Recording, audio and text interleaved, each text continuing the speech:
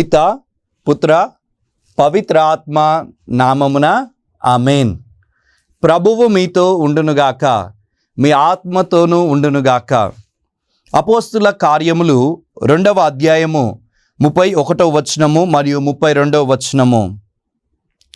క్రీస్తు పాతాళములో విడవబడలేదు, ఆయన శరీరము కుళ్ళిపోలేదు అని దావీదు ముందుగా తెలుసుకొని ఆయన పునరుత్థానమును గురించి చెప్పెను. యేసును దేవుడు సమాధి నుండి లేపెను. జరిగిన ఈ విషయమునకు మేమందరము సాక్షులము. ఇది ప్రభు వాక్కు. సర్వేశ్వరునికి వందనములు. Praise the Lord. హల్లెలూయా, హల్లెలూయా.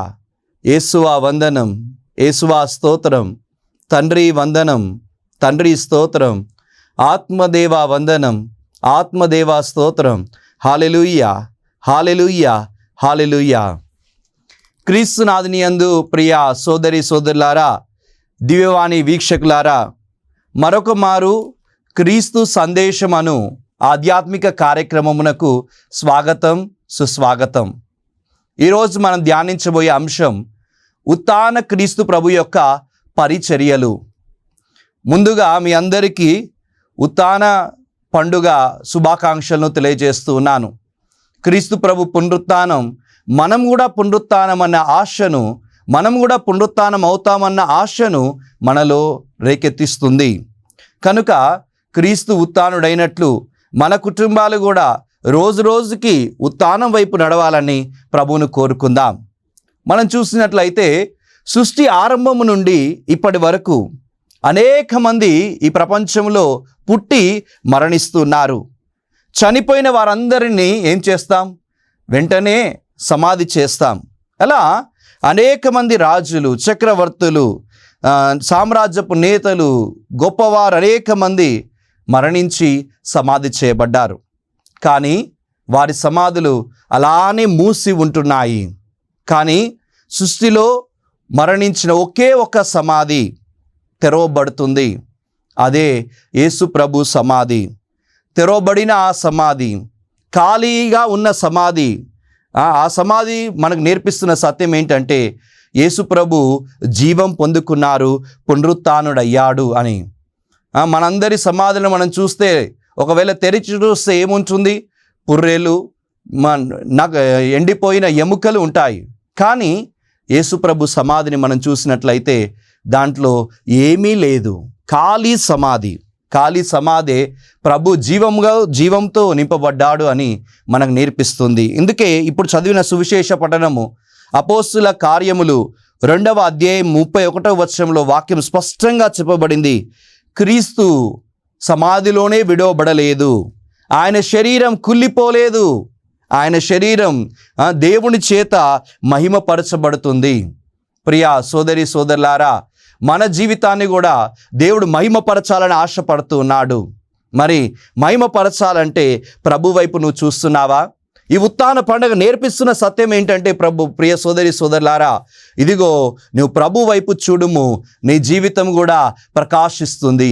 కీర్తనల గ్రంథము 34వ అధ్యాయము 5వ వచనం చెప్తుంది, ప్రభు వైపు నువ్వు చూడుము, నీ జీవితం ప్రకాశిస్తుంది. మనం చూసినట్లయితే క్రీస్తు ప్రభు యొక్క ఉత్థానాన్ని చాలామంది ఆపాలని ప్రయత్నం చేశారంట. 4 శక్తులు క్రీస్తు ప్రభు యొక్క ఉత్థానాన్ని ఆపాలని ఎదురు చూశాయి. మొదటి శక్తి ఎవరంటే సివిల్ పవర్, అంటే రోమన్ సామ్రాజ్యము ఒక ముద్ర, పెద్ద ముద్రను సమాధికి వేసిందంట.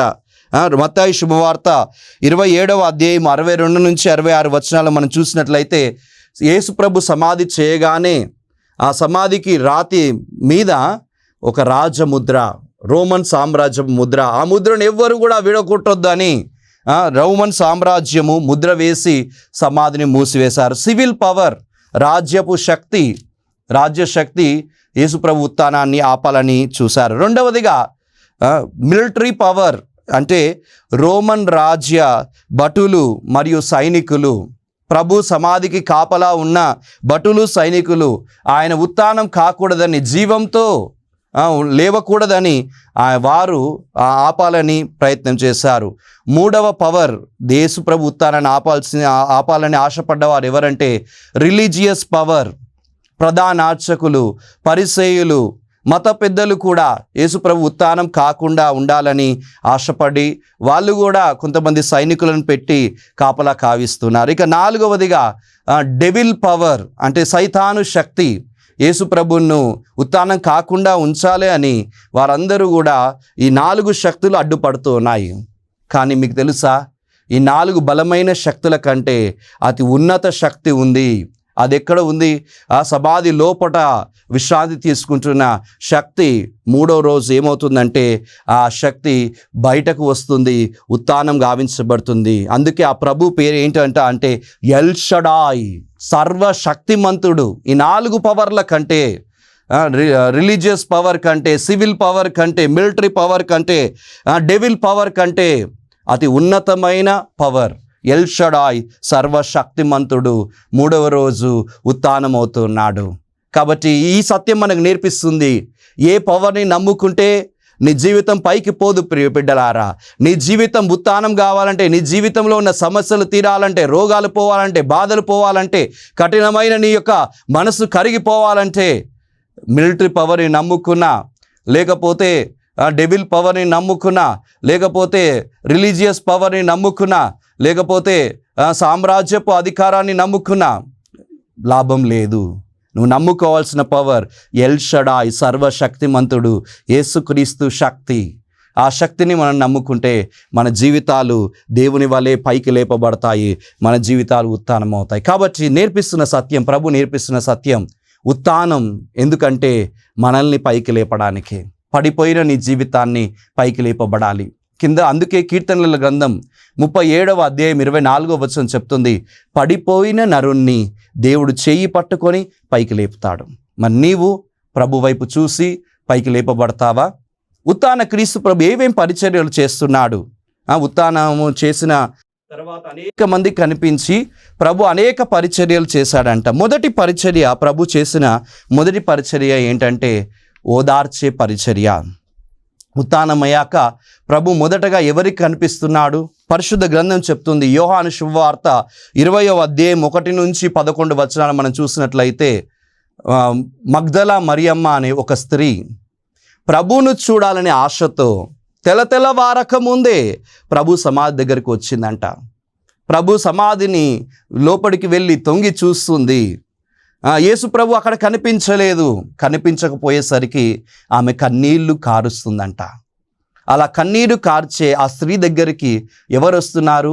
ప్రభు, ఉత్థానుడు యేసుక్రీస్తు ప్రభు దర్శనమిచ్చి, అమ్మా ఎందుకు ఏడ్చుచున్నావు అని ఆమెను అడుగుతున్నాడు. అనగా కన్నీరు కారుస్తున్న మగ్దలా మరియమ్మను యేసు ప్రభు కనిపించి ఏం చేస్తున్నాడంటే ఓదారుస్తున్నాడు. ఉత్థాన క్రీస్తు చేసే మొదటి పరిచర్య ఓదార్పు పరిచర్య. కష్టాలలో ఉన్న కుటుంబాల దగ్గరకు వచ్చేవాడు ఉత్థాన క్రీస్తు. వారి కన్నీళ్లను తొలగించేవాడు, వారి కన్నీటిని మహిమగా మార్చేవాడు. అందుకే దర్శన గ్రంథం 2వ అధ్యాయం 10వ వచనం చెప్తుంది, ఇదిగో నీ బాధలు కేవలం 10 రోజులే, కొన్ని రోజులే. తర్వాత ప్రభు మీద విశ్వాసం ఉంచినట్లయితే దేవుడు నీకు మహిమ కిరీటాన్ని ఇస్తాడు, జీవ కిరీటాన్ని ఇస్తాడు అని పరిశుద్ధ గ్రంథం చెప్పబడుతుంది. కనుక ఉత్థాన క్రీస్తు కన్నీరు కార్చే వారిని ఓదారుస్తాడు. మగ్దలా మరియమ్మ కన్నీరు కారుస్తుంటే ప్రభు ఆమె వద్దకు వచ్చి ఆమె కన్నీటిని తుడిచి ఓదార్చాడు. అందుకే ప్రభు స్వయంగా చెప్తున్న మాట, యోహాను శుభవార్త 16వ అధ్యాయం 20వ వచనము, నేను లేనని మీరు దుఃఖపడవలదు, మీ దుఃఖాన్ని నేను సంతోషంగా మారుస్తాను. ఉత్థాన క్రీస్తు చేస్తున్న మొదటి పరిచర్య ఓదార్పు పరిచర్య. కన్నీళ్ళలో ఉన్నవారిని ఓదార్చే దేవుడు మన దేవుడు. పరిశుద్ధ గ్రంథాన్ని పరిశీలన చేస్తే అనేక మంది కన్నీళ్ళలో ఉన్నారంట. ఆ కన్నీటి అంతటిని తొలగించింది ఎవరు?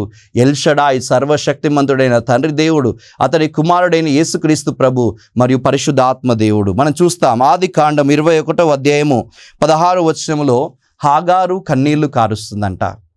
ఈ హాగారు అబ్రాము భార్య కనుక ఆమె తన యొక్క కుమారుని విషయమై బయటకు వెళ్తూ ఉన్నప్పుడు, ఎడారిలో ఉంటున్నప్పుడు ఆమె కన్నీళ్లు కారుస్తూ ఉంది. అలా కన్నీరు కార్చి ఆమెకు ఓదార్పునిచ్చింది ఎవరు?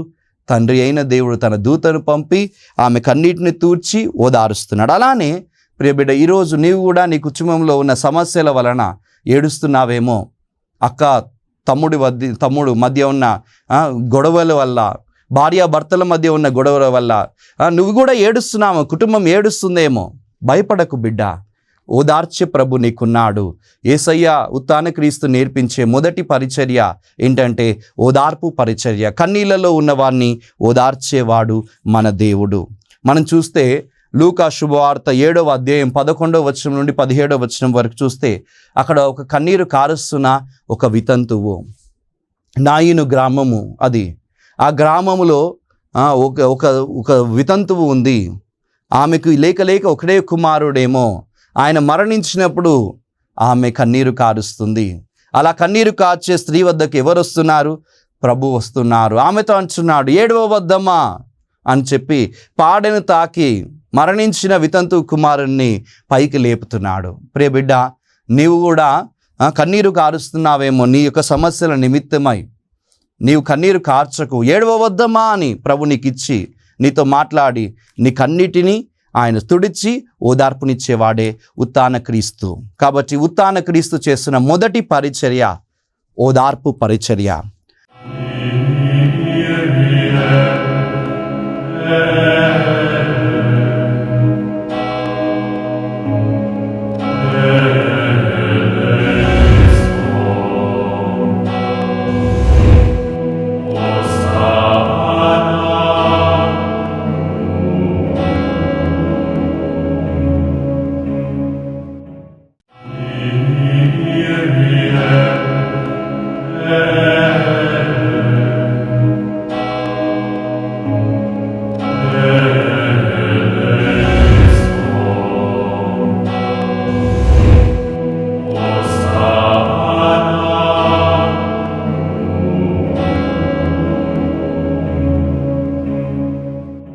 ప్రభు చేస్తున్న రెండవ పని ఉత్థానం అయిన తర్వాత ఏంటంటే శాంతి పరిచర్య.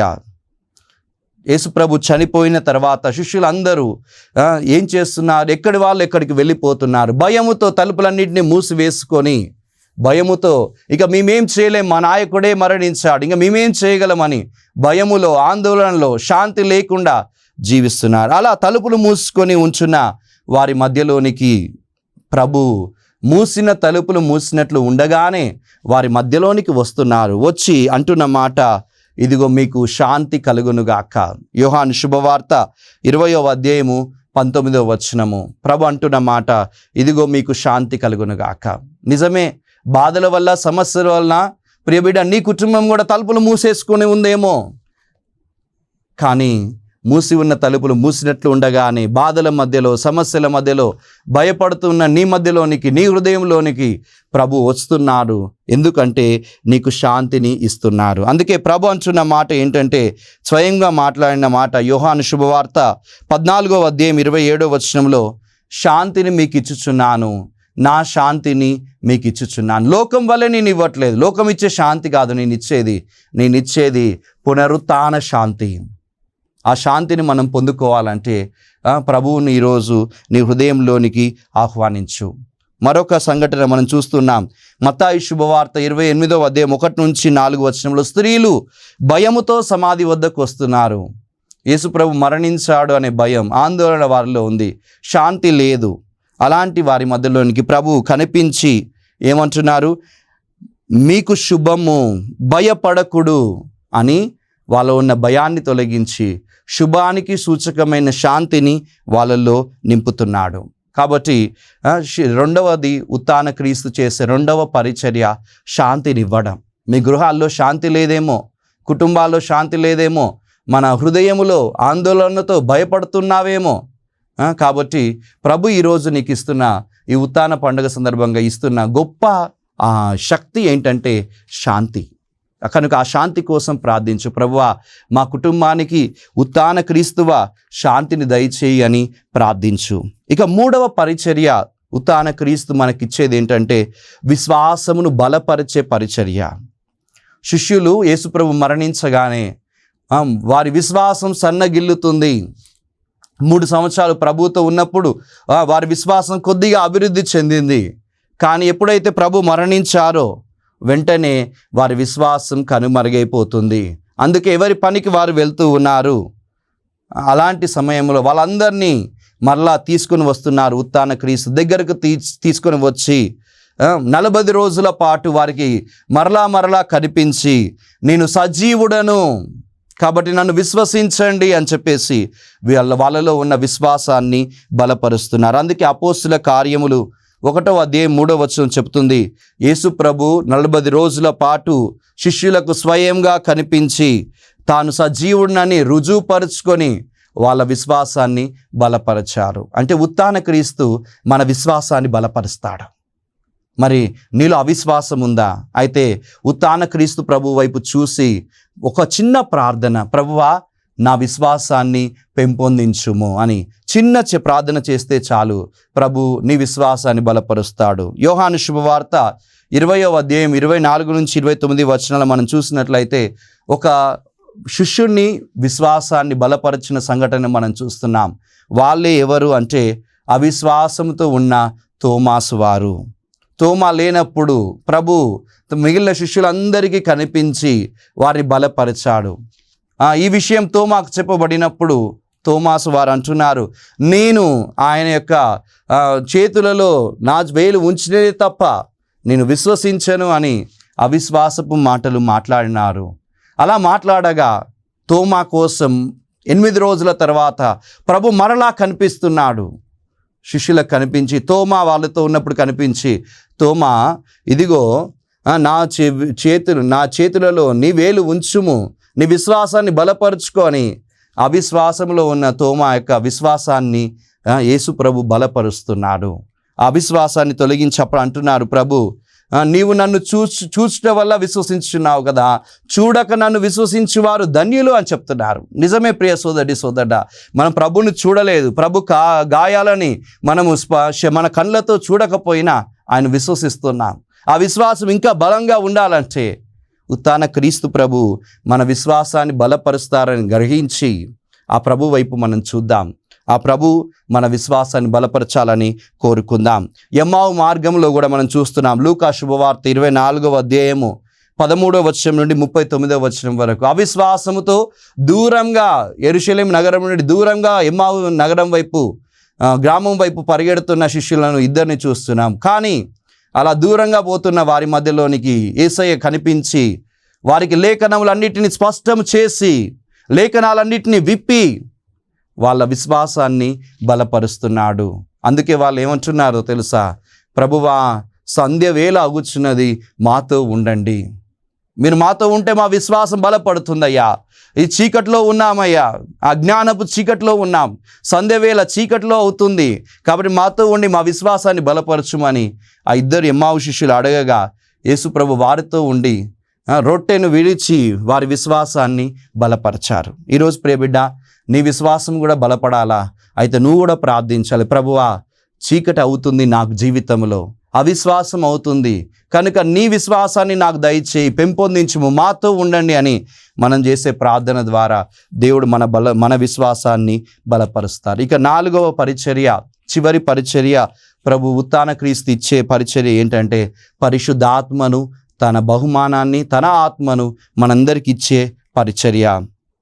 ఉత్థాన క్రీస్తు మనందరికీ చెప్తున్న మాట, నేను మిమ్ము అనాథలుగా విడిచిపెట్టను, మీతో ఎల్లప్పుడూ ఉండడానికి నేను తండ్రి దేవుణ్ణి ప్రార్థిస్తాను, ఆయన మీకు పరిశుద్ధాత్మను పంపిస్తారు అని వారు చేసిన వాగ్దానం ద్వారా ఆత్మ దేవుణ్ణి మనకిచ్చి మనల్ని బలపరుస్తున్నారు. అపోస్తలుల కార్యంలో 1వ అధ్యాయం 3-4 వచనాల్లో మరి 8వ వచనంలో మనం చూసినట్లయితే, మీరు యెరూషలేమును విడిచి వెళ్ళకండి, నా ఆత్మను పొందేంత వరకు మీరు ఇక్కడే యెరూషలేము నగరంలో ఉండి ప్రార్థించండి అని వారికి శిష్యులకు ప్రభు చెప్పారు. నిజంగానే శిష్యులు మేడ మీద గదిలో నవదిన ప్రార్థనలు చేసి 10వ రోజు యేసు మోక్షారోహణమైన తర్వాత 10వ రోజున, యేసు ఉత్థానమైన తర్వాత 50వ రోజున పరలోకం నుండి యేసు ప్రభు తన పరిశుద్ధాత్మను వారి మీదకి పంపించి వాళ్ళ బలపరుస్తున్నారు. కాబట్టి ఉత్థాన క్రీస్తు చేస్తున్న 4వ పరిచర్య పరిశుద్ధాత్మను మనకు వసగడం. కాబట్టి అపోస్తులు ప్రార్థించినట్లు ఈ యొక్క 50 రోజుల సమయం మనకు ఉంది. ఇప్పుడు ఉత్థాన పండగ అయిపోయిన తర్వాత నుంచి పెంతెకోస్తు పండగ వరకు 50 రోజుల సమయం. 50 రోజులు పరిశుద్ధాత్మ కోసం ప్రార్థించాలి. పరిశుద్ధాత్మ శక్తి మనలో ఉండాలని ప్రార్థించాలి. ఆత్మశక్తి ఉంటే జకర్యా 4:6 చెప్తుంది, సైన్యం బలం వలన కానీ, సొంత బలం వలన కానీ నీకు విజయం కలగదు, కానీ దేవుడు ఒసగు పరిశుద్ధాత్మ శక్తి చేత మాత్రమే విజయం ఉంటుంది అని. కనుక ఆ బలం కావాలని, ప్రభు ఆత్మ మనలో ఉండాలని ఈ 50 రోజులు ప్రభును ప్రార్థించుదాం. ఉత్థాన క్రీస్తు ప్రభు మనందరికీ తన ఆత్మను ఇత్తురుగాక. కాబట్టి ప్రభు చేస్తున్న 4 పరిచర్యలు, ఉత్థాన క్రీస్తు చేస్తున్న పరిచర్యలు: మొదటిది ఓదార్పు పరిచర్య, రెండవది శాంతి పరిచర్య, మూడవది విశ్వాసమును బలపరిచే పరిచర్య, నాలుగవది పవిత్ర ఆత్మనిచ్చే పరిచర్య. ఇవన్నీ చేస్తూ ప్రభు మనల్ని ఉత్థానం గావించాలని, ప్రభు వైపుకు నడిపించాలని ఆశపడుతున్నాడు. మరి నీవు ఈ పరిచర్యలలో ప్రభు వైపు చూసి మాకు కూడా ఓదార్పునియ్యయ్యా, శాంతినియ్యయ్యా, విశ్వాసం బలపరచయ్యా, నీ ఆత్మనివ్వయ్యా అని ప్రార్థించగలవా? ప్రార్థించుకుందాం. కళ్ళు మూసుకొని చేతులు జోడించి ప్రార్థన చేసుకుందాం. మహామహిమకు పాత్రుడవైన తండ్రి, పునరుత్థానుడైన క్రీస్తువ, పరిశుద్ధాత్మ దేవా, నీ పరిశుద్ధ నామానికి స్తోత్రాలు, వందనాలు. ఇప్పటి వరకు మేము ధ్యానించాం ప్రభువా, నీ కుమారుడు ఉత్థానం, ఎల్షడాయ్ శక్తివంతమైన తండ్రి చేత ఉత్థానం గావించబడ్డ దేవుని యొక్క పండుగల దినములలో, పాస్కా పండుగ దినములలో మేము ఉండి ప్రార్థిస్తున్నాం. ప్రభు ఉత్థానమైనట్లు మా జీవితం కూడా రోజు రోజుకి ఉత్థానమవుతూ నీ దగ్గరికి చేరాలి, నీ దగ్గరకు రావాలి. అటువంటి కృపను మా అందరికీ కూడా దయచేయమని వేడుకొంచున్నాం. ప్రభువా, ఏ శక్తిని నమ్ముకున్నా మేము విజయం పొందుకోలేం, కానీ ఎల్ షడాయ్ సర్వశక్తిమంతుడైన నిన్ను నమ్ముకుంటేనే మా కుటుంబంలో విజయం, మా జీవితంలో విజయం అని గ్రహించి నిన్ను నమ్ముకుంటున్నాం తండ్రి. అంధకారం మీద, మా కుటుంబాల్లో ఉన్న చీకట్ల మీద, సైతాను శక్తుల మీద, అన్నిటి మీద చూస్తున్న ప్రతి ఒక్క కుటుంబంలో విజయం కలుగునుగాక, ప్రతి అంధకారము వీడిపోవునుగాక, సైతాను బంధకములన్నీ విప్పబడునుగాక. యేసయ్యా, మీ పరిచర్యలను గురించి ధ్యానించాం. ఉత్థానమైన తర్వాత మీరు కన్నీరు గారుస్తున్న వారిని ఓదారుస్తున్నారు. కనుక ప్రభువా, దివ్యవాణి వీక్షిస్తున్న బిడ్డలందరిలో, కుటుంబాల్లో ఉన్న ప్రతి కన్నీరు యేసు నామములో ఓదార్పబడుదురుగాక, ప్రతి కన్నీరు దుఃఖం సంతోషముగా మారునుగాక. రెండవ పరిచర్య శాంతిని ఇవ్వడం. నిజమే ప్రభువా, ఉత్థానమైన తర్వాత అనేక మంది భయాలను తొలగించి శాంతిని ఇస్తున్నారు. మా కుటుంబంలో ఉన్న ప్రతి భయము యేసు నామములో వీడిపోయి మా కుటుంబాలలో శాంతి వచ్చునుగాక. విశ్వాస పరిచర్య, మూడవ పరిచర్య ప్రభువా, విశ్వాసాన్ని పెంపొందిస్తున్న విశ్వాసమును తక్కువగా ఉన్న శిష్యులలో ప్రభువా బలమునిచ్చి విశ్వాసాన్ని అభివృద్ధి పరిచినట్లు దివ్యవాణి వీక్షిస్తున్న ప్రతి ఒక్కరి విశ్వాసము యేసు నామములో బలపరపబడునుగాక, యేసు నామములో ఉత్థాన క్రీస్తు పేరిట బలపరపబడునుగాక. అదేవిధంగా ప్రభువా, 4వ పరిచర్య పవిత్ర ఆత్మని ఇవ్వడం. ఇదిగో ప్రభువా, పరిశుద్ధాత్మను ప్రతి కుటుంబానికి దయచేయము తండ్రి. ప్రతి కుటుంబము యేసు నామములో పరిశుద్ధాత్మను పొందుకుందురుగాక. ప్రభువా, మమ్మందరినీ దీవించి ఆశీర్వదించు. మరి ఉత్థాన క్రీస్తు పేరిట అడిగి ప్రార్థిస్తున్నాము తండ్రి, ఆమేన్. ప్రభు మీతో ఉండునుగాక, మీ ఆత్మతోనూ ఉండునుగాక. సర్వశక్తిగల సర్వేశ్వరుడు, పిత, పుత్ర, పవిత్ర ఆత్మ దేవుడు మేము దీవించి ఆశీర్వదించి కాచి కాపాడుదురుగాక. ఆమేన్.